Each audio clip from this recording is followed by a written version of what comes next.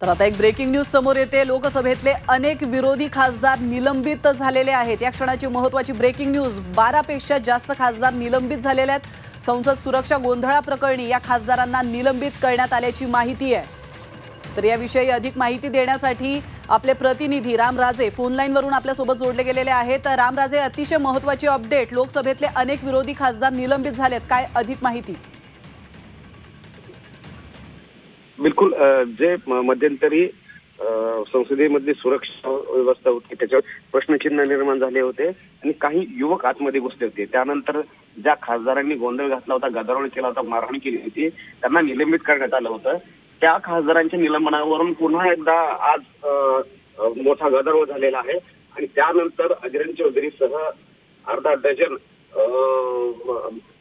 जे खासदार आहेत आणि हे संपूर्ण ज्येष्ठ नेते आहेत विरोधी पक्षामधले, त्यांना सस्पेंड करण्यात आलेला आहे आणि यामुळे सुद्धा एक मोठा गदारोळ निर्माण झालेला आहे। कारण कामकाज होत नव्हतं।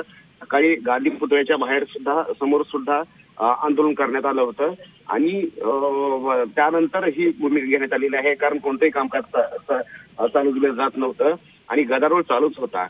जी शिस्त होती संसदेची, शिस्त कुठेतरी पाळली गेली नाही आणि म्हणूनच जे राज्यसभेचे अध्यक्ष आहेत त्यांनी या खासदारांना सस्पेंड केलेलं आहे। नक्कीच धन्यवाद रामराजे, तुम्ही दिलेल्या महत्त्वपूर्ण माहितीबद्दल। तर आपण पाहतोय लोकसभेतले अनेक विरोधी खासदार हे निलंबित झालेले आहेत। 12 पेक्षा जास्त खासदार निलंबित झाल्याची माहिती।